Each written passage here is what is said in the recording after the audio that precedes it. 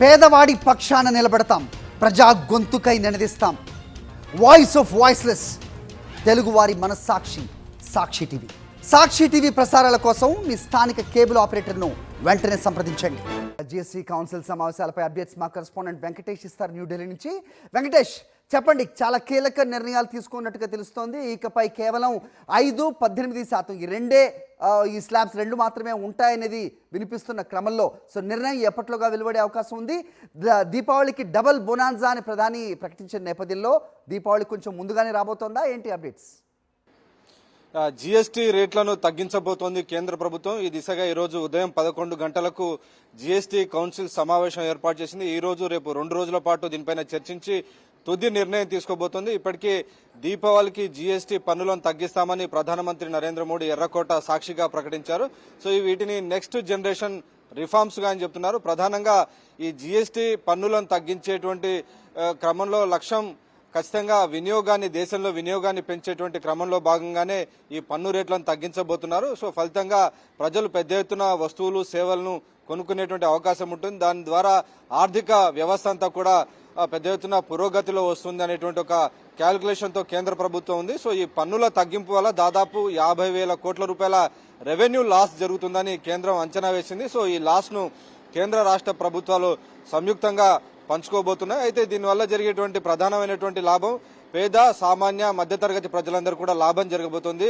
పెద్ద ఎత్తున అనేక పన్నులు 18% ఇటు 12% ఉన్నటువంటి పన్నులన్నింటినీ కూడా 5% పరిధిలోకి, అలాగే 28% ఉన్నటువంటి పన్నులన్నింటినీ 18% పరిధిలోకి తీసుకురాబోతున్నారు. సో ఫలితంగా పేద మధ్యతరగతి ప్రజలకు పెద్ద ఎత్తున లాభం చేకూరబోతుంది. ప్రధానంగా మనం చూస్తే టెక్స్టైల్స్ పైన ప్రస్తుతం 12% ట్యాక్స్ ఉంది, అది 5% కి తగ్గించబోతున్నారు. అలాగే ఫుట్వేర్ పైన 12% ఉన్న జీఎస్టీ 5% కు తగ్గబోతుంది.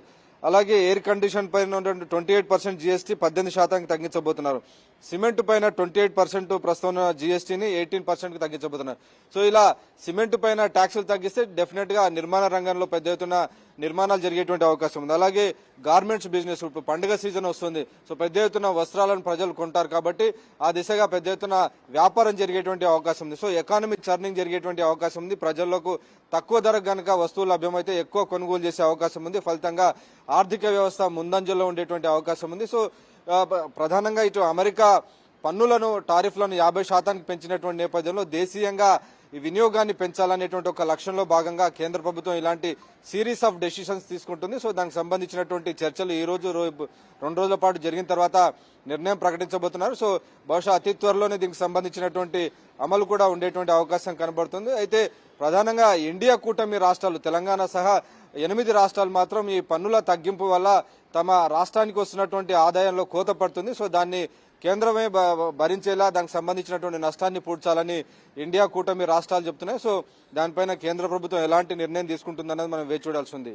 All right, Venkatesh, thanks for the detailed inputs.